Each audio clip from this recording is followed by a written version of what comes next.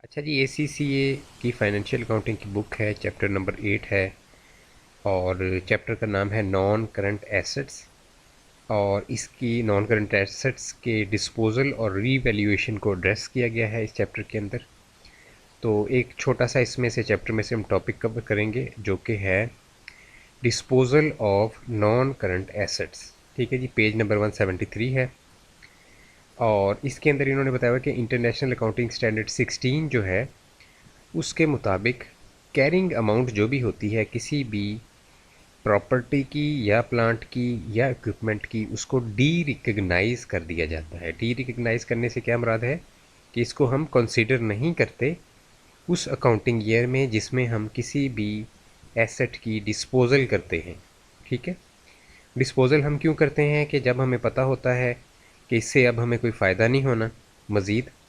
ठीक है, तो उसकी हम डिस्पोजल कर देते हैं किसी भी एसेट की, कि हमें पता है कि अब ये हमारे यूज़ के काबिल नहीं रहा, अब इसको कबाड़ वगैरह में हम बेच दें, तो उस मशीनरी वगैरह को हम जाके तो बेच देते हैं।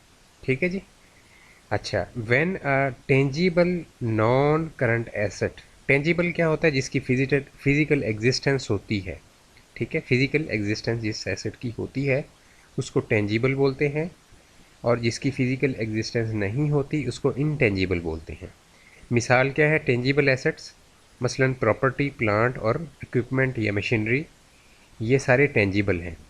इनटेंजिबल होते हैं जैसे कोई कॉपीराइट है या पेटेंट है, ये ठीक है, इनको इनटेंजिबल एसेट्स बोलते हैं। तो टेंजिबल नॉन करंट एसेट जो है is disposed of derecognised, bracket में लिखा हुआ है, there are number of adjustment required to remove the asset and associated accumulated depreciation from statement of financial position and to record profit and और loss on the disposal. अच्छा, अब कुछ adjustments required होती हैं जब हमने non current asset, tangible non current asset की disposal करनी है, तो उसको डी रिकग्नाइज करने के लिए बेसिकली ये एडजस्टमेंट सारी की जाती हैं। ठीक है, यानी कि एसेट को रिमूव करना है अपने बुक्स में से। ठीक है, नंबर 1। फिर अकमुलेटेड डेप्रीसिएशन जो है उसके अकाउंट को भी ख़त्म करना है आपने।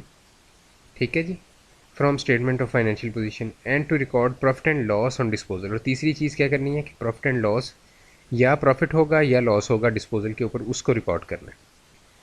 तो इसको हम देखते हैं नीचे, पहले थोड़ी सी बेसिक्स इसकी अंडरस्टैंड कर लें। Profit slash loss on disposal, यानी कि प्रॉफिट कब होता है और लॉस कब होता है, ये डिस्कशन है बेसिकली। और इसमें आप देख सकते हैं कि प्रोसीड्स से मुराद ये है कि डिस्पोजल जब हमने की तो जो हमें कैश पेमेंट जो भी हमें मिला, ठीक है, उसको हम बोलते हैं प्रोसीड्स। फॉर एग्ज़ाम्पल हमें कैश मिला, हमने कैश पे बेचा, तो ये कैश प्रोसीड्स हैं। तो अगर प्रोसीड्स हमारी बड़ी हैं carried amount at disposal date से, तो हमें प्रॉफिट हो रहा है। यानी कि हमने बेसिकली, आप ये समझ लें कि हमने कैश में अगर बेचा है तो कैश प्रोसीड्स हैं, तो ज़्यादा हमने अमाउंट अगर ली है carrying amount at disposal date से, तो फिर हमें प्रॉफिट होगा। ठीक है, यानी जो भी कैरिंग अमाउंट थी ना एसेट की, कम्युलेटेड डेप्रिसिएशन माइनस करने के बाद, उसको हम अपना जो भी हमने चीज़ बेची है उसकी देख लेंगे कि कितनी पेमेंट हमें रिसीव हुई है या रिसीवेबल है, तो उससे कंपैरिजन कर लेंगे। अगर तो हमें पेमेंट रिसीवेबल या रिसीव्ड जो है वो ज़्यादा है तो फिर प्रॉफिट हुआ है। अगर पेमेंट रिसीवेबल या रिसीव्ड जो है वो हमें कम मिली है, जो भी कैरिंग अमाउंट ऑफ एसेट है एट डिस्पोजल डेट, तो फिर हमें लॉस हुआ है। ठीक है, और अगर दोनों इक्वल हैं तो फिर हमें प्रॉफिट या लॉस कुछ भी नहीं हुआ। अच्छा जी, disposal T account is required when recording the disposal of a non current asset. This is a profit and loss account. ठीक है जी, तो डिस्पोजल टी अकाउंट जो है वो रिक्वायर्ड होता है रिकॉर्डिंग करने के लिए नॉन करंट एसेट की डिस्पोजल की। ठीक है जी, this is a profit and loss account. ये प्रॉफिट एंड लॉस अकाउंट होता है डिस्पोजल टी अकाउंट जो होता है बेसिकली। तो हम नीचे चलते हैं। अच्छा जी, डिस्पोजल फॉर कैश कंसिड्रेशन यहाँ पे है, there is a 3 step process. This is a sorry 3 step process, remove the original cost of non current asset from the non current assets account. ठीक है जी, सबसे पहला स्टेप क्या है कि हमने नॉन करंट एसेट की जो ओरिजिनल कॉस्ट है उसको रिमूव करना है नॉन करंट एसेट अकाउंट से। उसके लिए हमने डेबिट करना है डिस्पोजल अकाउंट को और क्रेडिट करना है नॉन करंट एसेट अकाउंट को। ठीक है जी। अच्छा, नॉन करंट एसेट अकाउंट को क्रेडिट क्यों कर रहे हैं? क्योंकि हम उसका किस्सा तमाम कर रहे हैं। मिसाल के तौर पे मशीनरी अकाउंट आप ले लें तो उसको हम क्रेडिट करके तो उसको हम उसका किस्सा तमाम कर रहे हैं, चूँकि हमने उसको डिस्पोज कर दिया, इस वजह से उसकी हम उसको आगे लेके नहीं हम चलेंगे अपने अकाउंट्स बुक्स के अंदर। तो इसका हम किस्सा तमाम कर देंगे। ठीक है जी। जिस डेट में भी डिस्पोजल हुई उसके बाद हम ये एंट्री पास करेंगे।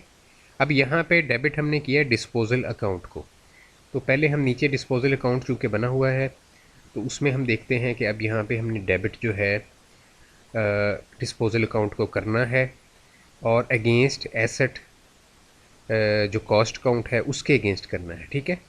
तो ये पहली यहाँ पे एंट्री जो हुई है ये हाफ एंट्री है, यानी कि ये बेसिकली डिस्पोजल अकाउंट को हमने डेबिट कर दिया है और इसके अगेंस्ट इसी एंट्री का दूसरा इफेक्ट ये आना है कि क्रेडिट करना है हमने जो भी यहाँ पे एसेट अकाउंट है उसको। ठीक है।